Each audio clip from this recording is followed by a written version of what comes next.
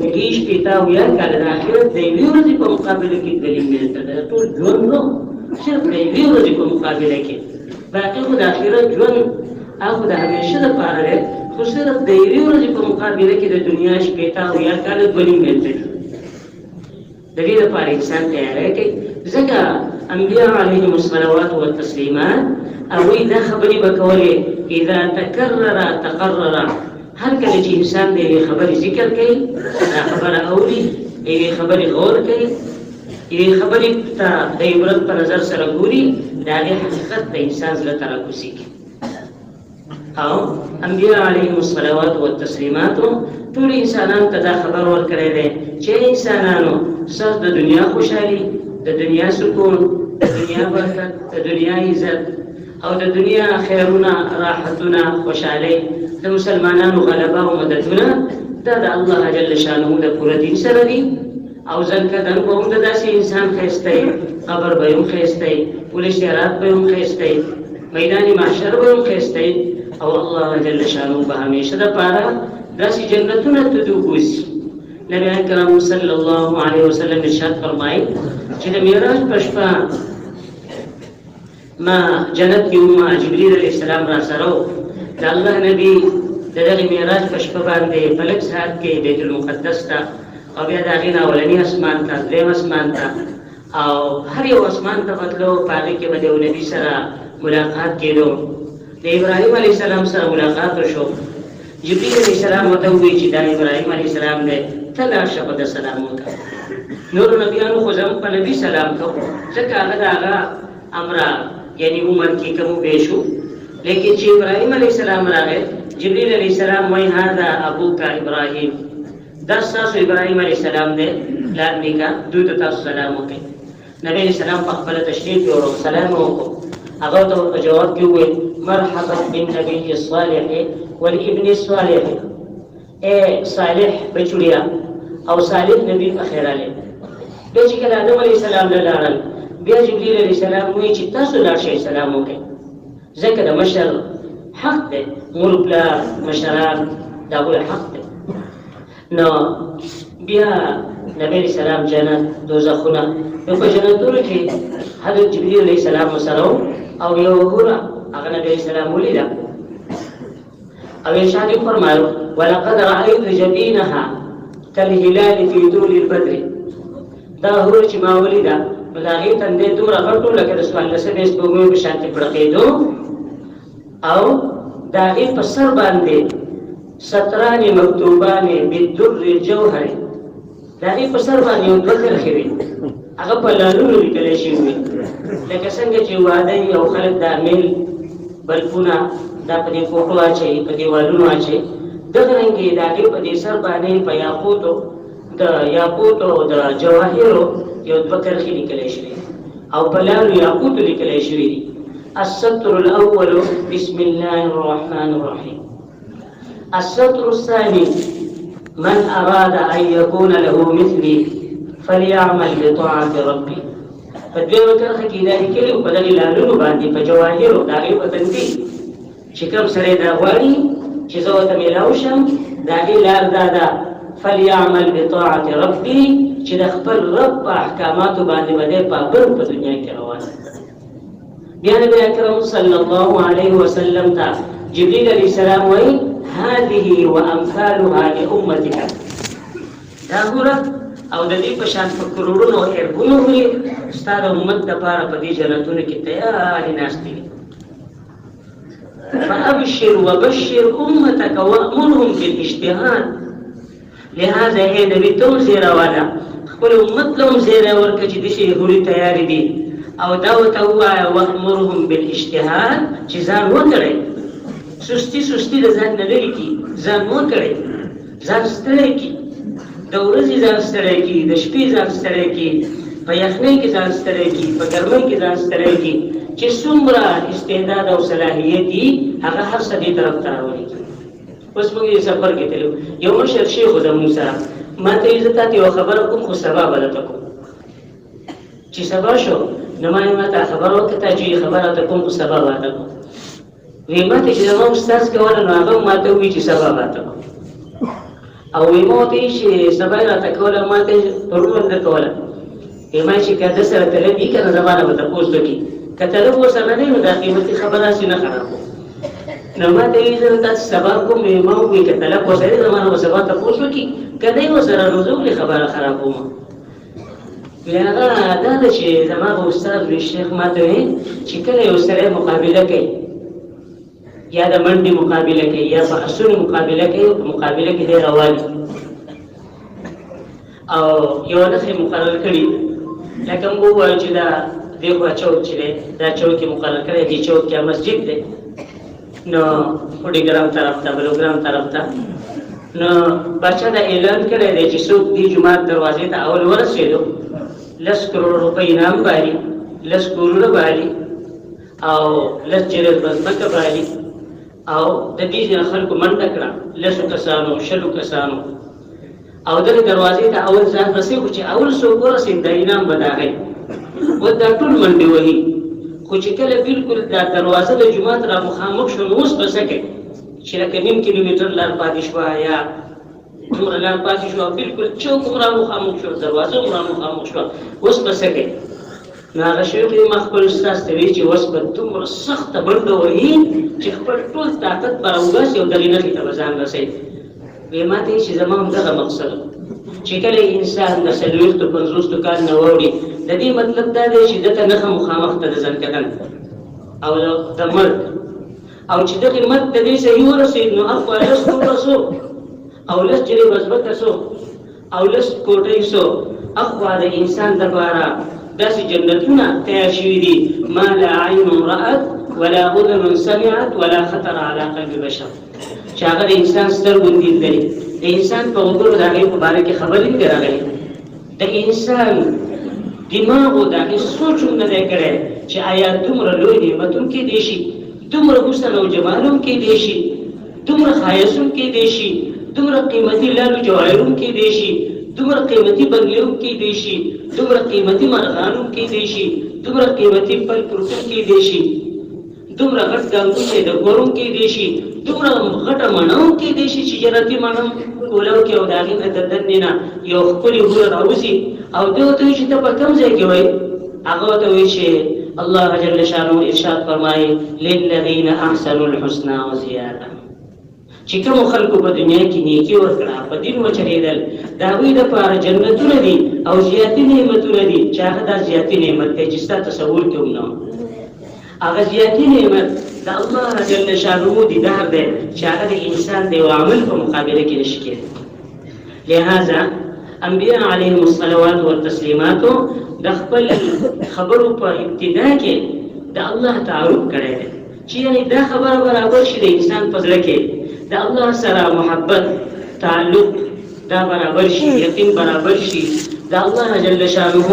هغه محبت د انسان په زړه کې رادننه شي او هغه یقین رادننه شي دته په پوره دین چلېدل اساس شي الم نجعل الارض مهادا ایا بندګانو د ځمکې ته وګورئ دا څنګه ما تاسو له طلایي په شانتي ګرځولې ده انسان په دې کې اوړي راوړي که ناست یې موړي راوړي بېغمه کم لاست یې موړي راوړي بېغمه که زیوم بېغمه روان دی الم نجعل الارض مهادا والجبال اوتادا دا ځمکه چې په تاسو له کښتۍ په شان کې ډکې دی په هغې ما غرونه ټک وهل د دې دپاره چې دا ځمکه په تاسو ونه ډکېږي دا میخونه پرې ټک وهل دي والجبال اوتادا وخلقناکم ازواجا او تاسو مې جوړې پیدا کړئ تاسو له مختلف رنګونه درکړل ښکلي ښکلي شکلونه مې درکړو ښکلي رنګونه مې درکړل او تاسو له مې ستاسو د جنس نه جوړې درکړې چې هغه د انسان زنانه دي وجعل لكم من انفسكم ازواجا وجعل لكم من ازواجكم بنين وحفظة ورزقكم من الطيبات اے بندگانو تاسو ګورئ ستاسو د جنس نه مې تاسو له څنګه ښایسته زنانه درکړي یعنې زنانه د انسانانو د سړو په نسبت باندې ښایسته دي په نسبت د نورو زناورو چې په هغې کې چې کوم مؤنث وي هغه ښایسته نه او چې کوم په هغې کې نري هغه ښایسته لیکن په نسبت د انسانانو چې الله جل شانه د دوی دپاره چې زما بنده خوشحاله دلې زنانه هغو له حسن ورکړی دی وجعل بینکم مودة ورحمه او ستاسو د بیبیانو په منځ کې محبت غورځولی شپاړس ولس کاله مور پلار لویه کړي، هغو وله جامې اغوستې، هغو وله دوایي کړي، هغو پې سکول کړی، هغو پې مدرسه ویلي، هغو پې تعلیمونه کړي، هغو پې خرچه کړي او هر څه یې هغوی کړي او لوکوالی د هغو سره تېر شوی او د الله نوم په منځ کې راشي، نکاح وشي او دومره مهر مقرر شي چې هغه د دې جنۍ د نوم هغه قیمت هم نه دی، د هغې د ګوتې د دې یو بند قیمت نه دی، ټوله څه شی دی او 15 تورې او 50 تورې څه دي، هغه د دې نوم برابر هغه مهر نه دی. لیکن په دې منځ کې د الله نوم راشي، دا د خاوند لپاره حلاله شي، په منځ کې مینه محبت پیدا شي. دا زنانه چې کور ته ځي د خپل مور پلار د کور نه د خاوند کور ته راځي، وایي کور ته ځم، او چې د خاوند د کور نه د مور پلار کور ته ځي نو خپل خاوند ته وایي یا خواښې یا سخت ته وایي د مور کره ځم، داسې نه وایي چې کور ته ځم. نو څوک ورته دا هم نشي ویلی چې ښه دلته خو ستا میاشت وشوه او دلته دې 2 میاشتې وشوې او دلته موږ تاله دومره مهر درکړی چې هغه ستا د نوم برابر نه دی او هغوی سره 14 کاله ویستي دي او 20 کاله لویه کړي او ته د هغې کور ته د مور کور وې او دلته چې راځې نو بیا کور ته ځمه او د خاوند د کور نه هېڅ شی هلته نه وړي. لیکن د مور کله چې راشي مور ماله ښکلایي واله، مور ماله منګی واله، مور زما دې بچي له خو یوه جوړه واله، مور غریبه څه کوي هغه خو چې څه کوي نو خامخا به دې له هر څه هري، مور ماله ککورې پاخه کړه، مور ماله امرسۍ واله، مور ماله کیکونه واله، خپل پلار ته وایي زه خو کور ته ځم، نو نور څه نه وایي، نو هغه پلار پرېږدي چې دا وایي کور ته ځم، مطلب دا چې پیسې راکړه چې زه څه ویځم. الله جل شانه ارشاد فرمایي دا کمال ما درنښودی ای بندګانو تاسو له وجعل لكم من ازواجكم بنين وحفظة ورزقكم من الطيبات. او په دې ځمکه چې ته دا خپل ښکلي بچي کینې، ستا زامن روان دي، په دې کور کې ستا لوڼه روانې دي، ستا سترګې په هغو یخېږي، د هغې سره ستا نوسي دي او نوسۍ دي، د هغو سره ستا څومره محبت دی، الله وایي دا نعمتونه مست تاسو سره کوي. وجعلنا سراجا وهاجا، او ستاسو د ګرمایش دپاره، ستاسو د رڼا دپاره، او ورسره ستاسو د میوو د فصلونو د پخولو دپاره دا ډیوه نور ما پیدا کړی. یعنې دا نور د دې ځمکې د 14 لاکه چنده دا غټ دی، خو داسې نور ستوري هم شته چې هغه د دې ځمکې نه 2 کروړه چنده غټ دي، هغه ډېر لرې دي. نور دغه دی دا یو نور مونږ ته ښکاري چې کوم تحقیق والا خلک د هغه یو نور نه دی په دنیا کې، په اسمانونو کې داسې 2 اربن نورونه نور دي، خو هغه دومره لرې دي چې هغه مونږ ته ډېر واړه ښکاري. د هغې خپل نظام شمسي دی، لکه څنګه چې د دې نور نظام شمسي دی، د دې سره خپل ستوري دي، د ځمکه ورسره ده، داسې 2 اربن نورونه دي، هغه په دې هوا کې او په دې فضا کې د الله په قدرت سره دا نظام دومره روان دی.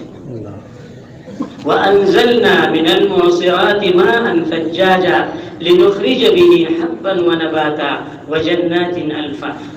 او ای بندګانو تاسو د قدرت الهي دې نه ورته وګورئ چې د برې نه باران راشي، په هغې باندې تاسو له دانې راوخیږي، دا غنم دي، دا جوار دي، دا وریجې دي، دا باجره ده، دا دال دي، دا مټر دي، دا نسکان دي، دا ګني دي، او دا قسمه قسم سبزیانې دي او ترکاریانې دي، د چا تاروه خوښي، د چا خواږه خوښي، د چا پیکه خوښي، هغه هر قسمه نعمتونه د دې اوبو په ذریعې سره الله ارشاد فرمایي بندګانو موږ تاسو له دې ځمکې نه راوباسو او ستاسو زناورو له د دې ځمکې نه ګیاګانې راوباسو. وایي لکه راشئ چې پشکالۍ وریو، نو څو ورځې خلک په پشکالۍ کې لګیا وي، هلکه راشئ وریجې راغونډې کړې، اوس چې دی دا پروړ یو طرف ته کړي، دا به زموږ د بېخو غواګانو په کارېږي. الله جل شانه وعم نواله دا ټولې خبرې دې دپاره بندي کړي دي چې ای بندګانو ستا د یو انسان سره ځکه ستا خوښ دی چې په تا احسان کړی، زما احسانات شمار کړه. یو انسان دې ځکه خوښ دی چې هغه ښایسته دی، زما حسن ته وګوره. د صحابه جهان حسن، د ټولې دنیا د زنانو او د نارینهو حسن، د نور او سپوږمۍ او د ګلونو حسن، د چمنتونو حسن، د ثابت دنیا د سمندرونو حسن، دا ټول حسنونه چې راجمع شي دا یو څاڅکی دی، د الله په ذات کې چې کوم حسن دی هغه سمندرونه دي. ای بندګانو ستاسو د انسان سره ځکه محبت دی چې په هغه کې کمال دی، دا الله کمالات هغه د سمندرونو زیات دي. دغه رنګه الله جل شانه وعم نواله خپل نبیان د دې لپاره راغلي دي دا وی پزړونو کې الله جل شانه د خپل امتیانو یو شفقت او محبت ورکړي. یعنی نبی صلی الله علیه وسلم کله مدینه ته راغی نو ارشاد فرمایي چې مالا څوک یو جوان یعنی یو تاسو ګورئ چې هغه ما سره خدمت کی نو دا حضرت طلحه حضرت انس راوستو دا تکاله عمر او یا رسول الله دې بستا خدمت کې دا ډیرو خيار لګته او دې چې دې جوانو نه د نبی اسلام دا سره ډېر محبت او دا سره محبت هر کله چې په کتابونو کې دا غلو راځي دا خاص نوم دی عن انس بن مالک خادم رسول الله. دا حدیث د انس بن مالک دی. هغه انس بن مالک چې هغه د دوانو جهانو د سردار خادم وایي چې یعنی د نبی اسلام خدمت کو دا مور را نبی رسول الله دته دعا وکړي چې په پاک دا ډېر شی بچي ورکی او ډېر مال ولورکی. نبی اسلام فرمایي اللهم اكثر ماله وولده یا الله د مالوم ډېر کې اولاد یې زیات کې وایي 120 بچي خو زما وستي چې کوم ژوند دي چې کوم مړ دي یا خلا کم دي او دغه باب په پکار کې دوه پیری میوي کولې ځکه د امام الانبیاء خادم وایي یا رسول الله د قیامت ورځ به زما شفاعت وکړي. وایي نبی اسلام ته انا فاعل زوستا شفاعت کو. وایي یا رسول الله اين اطلبك يوم القيامه په دې دومره اولینو اخرینو کې وځه تاسو کوم ځای کې ګورم چې تاسو زما شفاعت کوئ. دا هغه الګ خبرې کوي چې کوم د الله د نبی لس کاله مسلسل خدمت کړی دی. هغه جوان د الله د نبی نه دا تپوس کوي زه به تاسو کوم ځای ګورم. نبی اکرم صلی الله علیه وسلم فرمایي اطلبني اول ما تطلبني عند الصراط. د ټولو نه اول په ما د پل صراط په سر کې ګوري دې سرته او اختی سرته نو دې سرته به امام الانبیاء شي چل کوي خپل امتیانو ته به ګوري چې زمانه امتی چرته خپو نه خوېږي او جهنم ته گزار نشي په دې حفاظت په ولاړ یو سره بشوته یو په بیان یا رسول الله کدلته نو وی بیا ما د حوض کوثر په خوا کې ګوري انت په پیغمبر شي چل کوي د انسان د خپل سکو د پاره خو جیب به کافي دي او کنه نس جیب کافي دي لیکن حتی بلدوانو جهانو سردار ولاړي خپل امتیانو له ګور کوي دې حوض ته نور امتونه نه راپریدي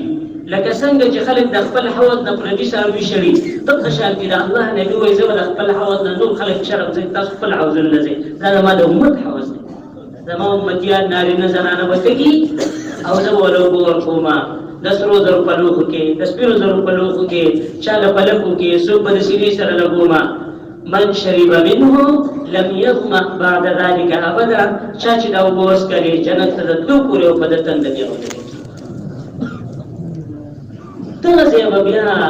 ای د الله نبي که نه وي بیا ما عند الميزان کوم ځای کې چې نیکۍ او بدۍ ته لکېږي هلته به زه ولاړ یم.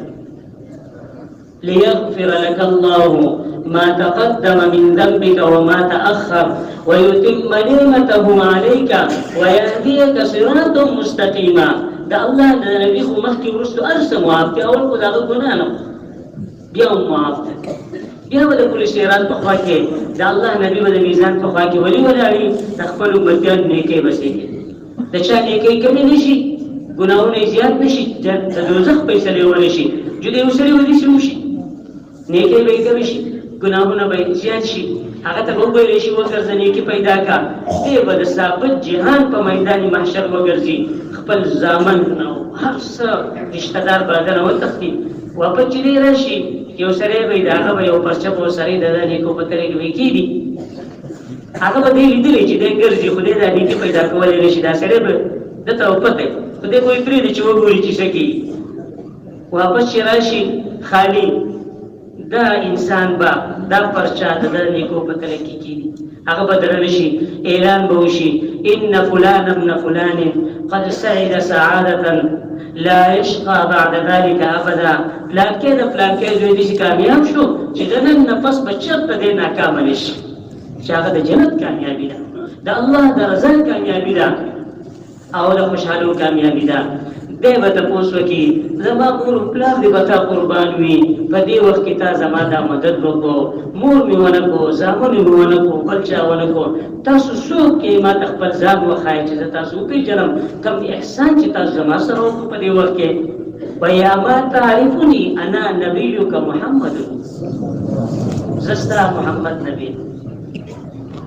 نبی علیہ السلام سفر کې روان او داسې چې دی یو مؤذن او اذان وکړي د بانګ وخت نو کافرانو جوانان لکه هلکان په هر څه پورې خاندي دا جوانان دي واړه سکولیان یا مدرسې دا واړه د 18 کاله عمر چې بد د دا یادت غونډي السبي سبي سبي د تویلکی ورکه هغه ماشومان او جلا کافرانو واړو او د دې صحابي په شانتي بام شروع او یو پکې داسې خوب आवाज او تیز چې په نبی رسول الله ولګیدو صحابه ولګل تاسو لاړ شئ دا جوانان ټول ولې شي ورولې شاکر مسیلار شي په ستلې ټول ولې شي یو صحابه چې الذي رسول الله دې طرفنا ا جوانان راوستل نو اوس چې یو انسان په باندې پورې هغه یو قسمه چې الکانو نو دغه په شان هغه باندې وي نبی اسلام وی توه هغه چې باندې نو هغه پکې نو بل لسم ماشوم چې نو هغه ابو محذور نو هغه چې شروع وکړه جوړه ادا کړي ودا بیا وایا دا هغه تاسو خوږ आवाज نبی اسلام یعنی پته ولګید چې ده زدي خیر طرف ته راځنه کو پسې د دې چې هغه سپېړ ورکی چې هغه ته په باندې پوری تاټوږي کولې دا الله نبی دا هغه په دې سر لاس کې لاس مبارک او دا لاس راس کو دته تندې راوست به پوزیلا به مخلا به ولسینې لراوست به پسینه الله سو ګرځو به کې ګېډې ته الله سره ورسو ا د دوانو جهانو د سردار داس یو برکتی لاسو چې دا هغه د زړه ټول جهان بدل شو او دا هغه وای زما د ټولو نزيات بدی په پوره انسانيت کې دا نه دیو لیکن د دې لاس شفقت برکت دا چې زما سینه د الله د نبی د محبت درکړ او د الله د نبی سره د ستوري ذریعہ تیرې و دې بچیا دا تیرې مستاشو ویا رسول الله زه ایمان راوړم ایمان راوړم ویا رسول الله ما دا بیت الله شریف مؤذن جوړ کا وې د بیت الله شریف مؤذن شو همیشه د پاره په مکه مکرمه کې به اذان کو داسې خوب اذان به دکو تیز आवाज یو چې د غرونو پورې باندې आवाज رسید د حضرت معاویه رضی الله عنه دور او هغه خلیفہ هغه حج راغلی یو ټیم پکې د حضرت معاویه خپل مؤذن ته بانګ وای هغه چې بانګ وای او دی ابو منصور ته پته ولګی چې بانګ د معاویه مؤذن ویلې سیده پسیلانو اوګي کو د زمزم کوی ته کته وځه دوام جهان سردار بانګ مال لګړې ته ما په باندې دی اجازه ده لیکن امیر معاویه او تم سونه هغه ته پته و چې دا پیغمبر مؤذن دی غلطي زمونږ چې مونږ غلطي وکړه زمزم کوی دې سره چې هغه وکړه نه مړي ولکه یو خپل ځای وته ښکار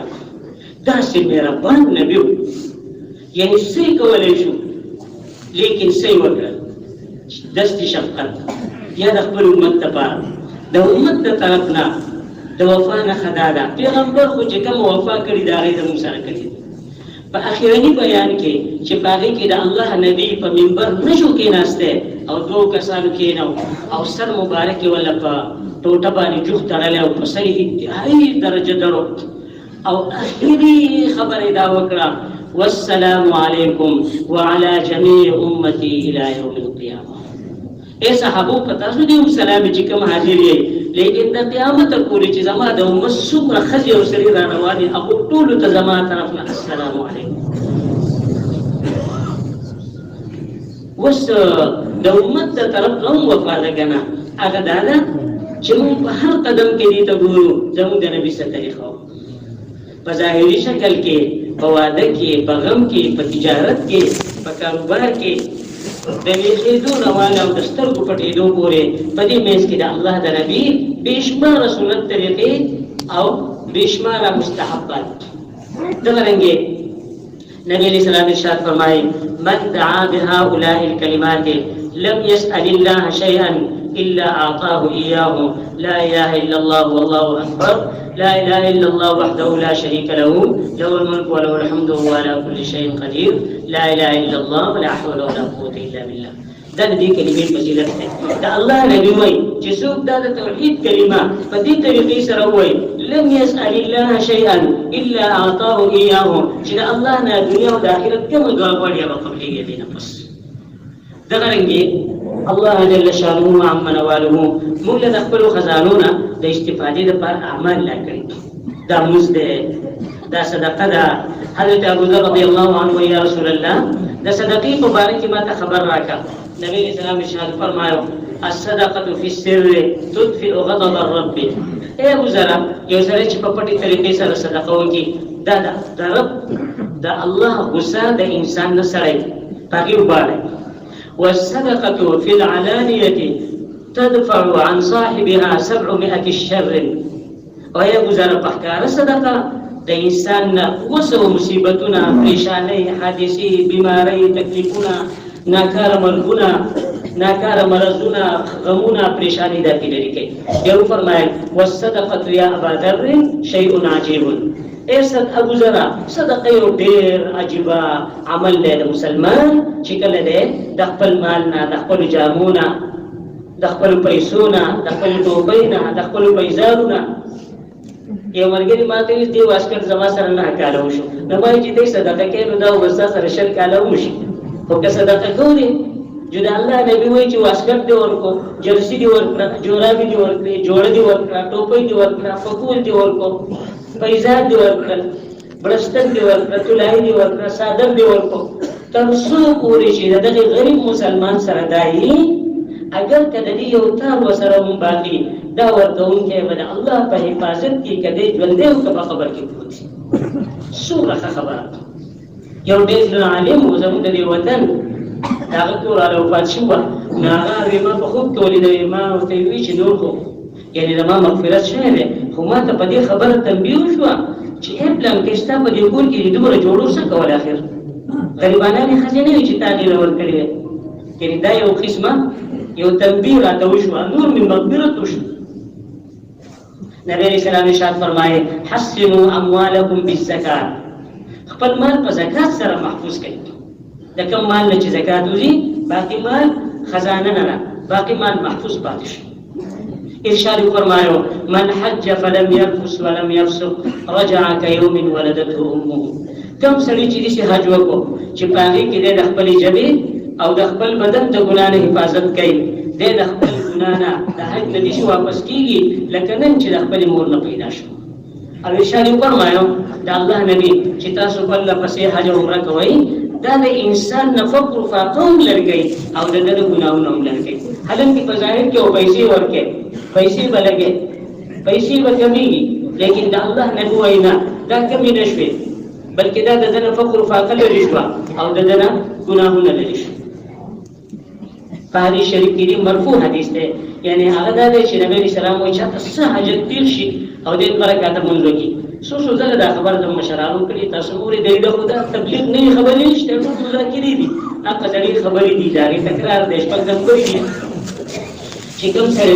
یعنی دې ضروري کار وته تیر شي دیني دنیوي او دې سلوړ رکعاتونه فلنیت وته پاول کې لس په کول هوای په دې برکات کې شل تدریم کې دیش سلوړم کې سلوي چې سلام وګرځي دې 50 په کول هوای دا یې پس 70 پیری درود شریف وای او 70 پیری لا حول ولا قوت الا بالله وای دا الله نه دوی د کار بخا مخاکیږي خدا خیال کوي چې دا موږ قمخلو ته مخای سبحان قمخلو خلقو ته مخای زکه دا بخا مخا دعا قبليږي کې دې شي قمخلو دې شي دعا په وړي چې هغه د ګناه دعای دعا بخا مخا قبليږي نشي عام قمخلو ته مخای البته د خپل ضرورتونو لپاره دا تاسو استعمالوي. نبی علیہ السلام ارشاد فرمائے المتعلمون من الرجال والنساء هم خدم الله فما جزاؤهم الا الجنه. چې کوم مسلمانان په مسلمانانو کې داسې دي چې هغه طالب الایمان دي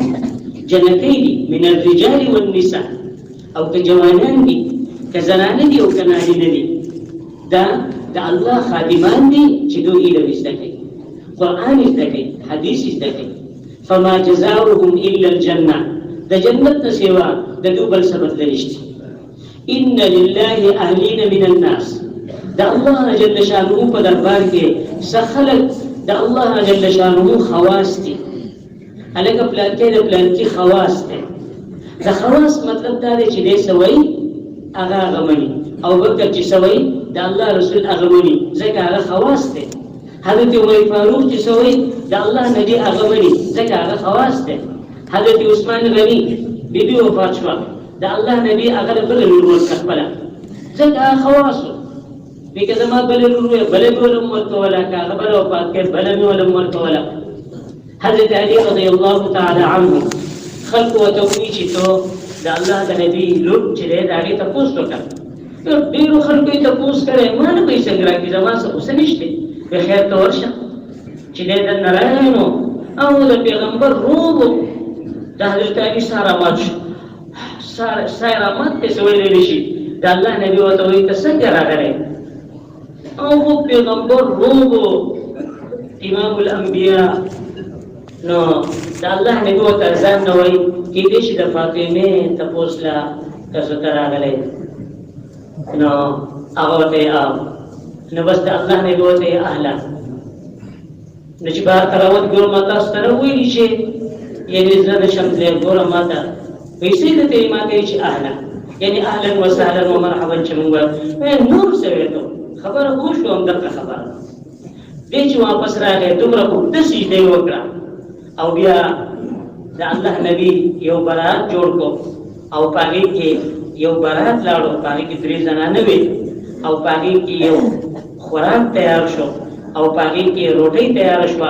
او د الله نبی هغه کوي ته خپل کې راستو او حلوا هم تیار شو یو خوږ سیز او هغه ثابت مدینه ته ورسېدو او هغه وخه او ډوډۍ کې تمره برکت راغی. دغه وخه ډوډۍ و یو ګډیا سمره هغه ثابت مدینه ته داګه هغه ولي مواسي خواص دي ته ویل کی. په دې خلکو کې هم د الله خواص دي. یا رسول الله رسول دي یا اهل القرآن هم اهل الله وخاصته، دا د الله خواص دي او د الله کوم خپل اولاد خپل جنکې خپل جوانان خپل کشران خپل وسی خپل زامن د الله خواص جوړول غواړو او د الله اهل جوړول غواړو. خواص دي ته وي چې دې سو یا غبکی د الله نه دې سو غواړي هغه باندې دا اعلان دا چې هغه به موږ عالمان ته د قرآن حافظان ته وي، د قرآن عالمان ته وي، د قرآن داعیان ته وي، د قرآن پرهیزګار ته وي، د قرآن ماهرین پتی جوړو. دا خیر باغوی ته نصیب کو. نبی اسلام ارشاد فرمایي چې کوم مسلمان جنت ته راشي دې چې جنت ته راشي جنت ته داسې افسوس دی نه دی چې دې وکړي کې افسوس وکړي، ځکه هر څه په جنت کې شته. ان لکم ان تشبوا فلا تهرموا ابدا، ستاسو لپاره په دې جنت کې همیشه جوانی ده، بوډاتوب به نه راسي. په دنیا کې انسان د هر شي نظام بچ کولی شي، د بوډاتوب نه ځان نشي بچ کولی، دا په خامخا راځي. د دې علاج نشته، د مرګ علاج نشته. والذي نفس ابي هريره بيده ان اهل الجنه يزدادون كل يوم شبابا وحسنا. وای زمانه قسمی جنتیان بروزانه دا حسن او جمال دا بروزانه زیاتیږي تر دې پورې یو جنتی دی. موږ تاسو په دې مجلس کې راشو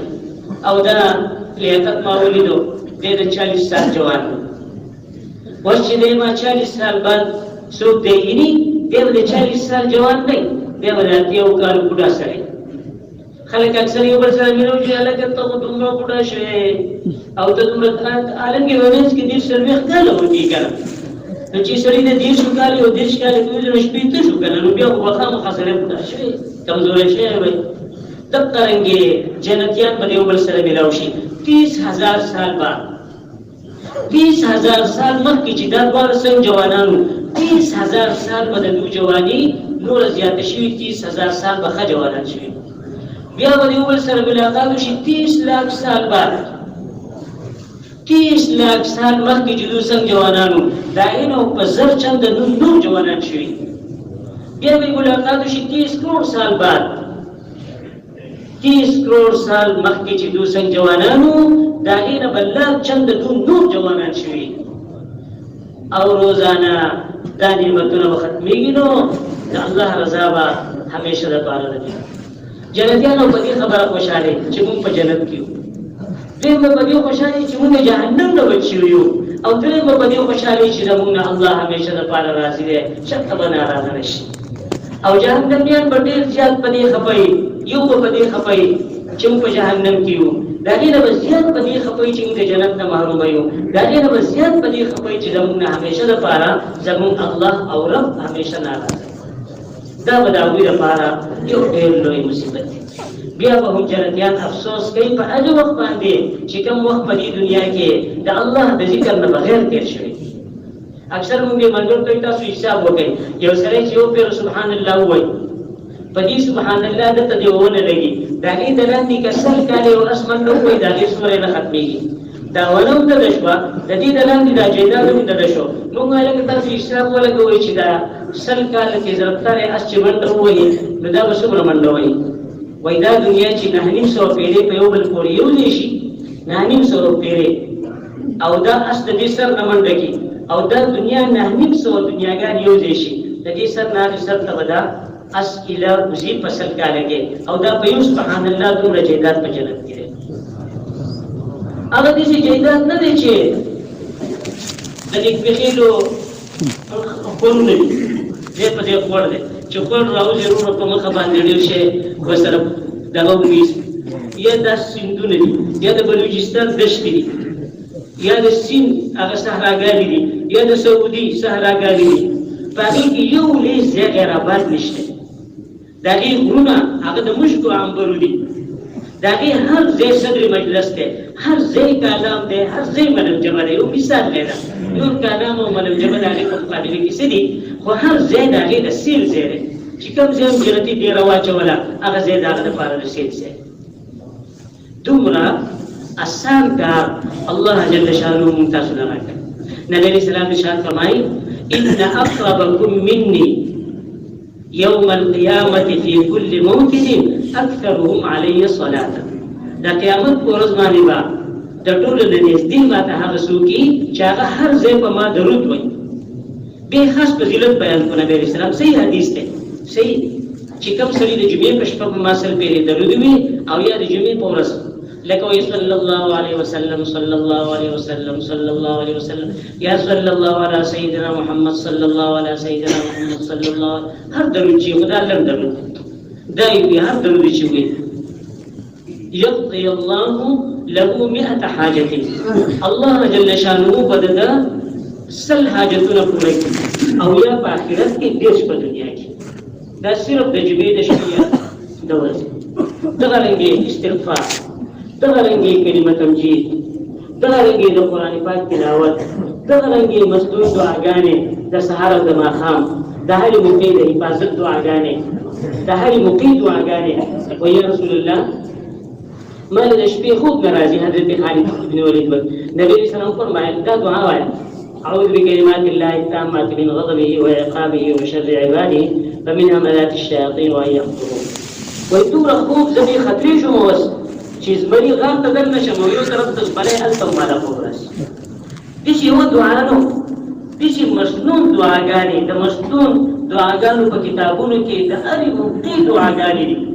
د غم دعاګانې دي، د خوشحالو دعاګانې دي، د پریشانو دعاګانې دي، د بیمارو دعاګانې دي، د حفاظت دعاګانې دي، د اولاد د برکت دعاګانې دي. خو چې د موږ تاسو سره وخت وي هغه دعاګانې د خیر سره موږ تاسو زده کوو. دغه شانتې په حدیث شریف کې دي نبی علیه السلام یو صحابي هغه مانځه له راتلو یو دي ویو راپرې نه نبی علیه السلام ته ټول لاله یا رسول الله یو دي په ما قرضون بس مانځه الله ته ما غیر کړم او بس مانځه راپرې نه نبی علیه السلام ته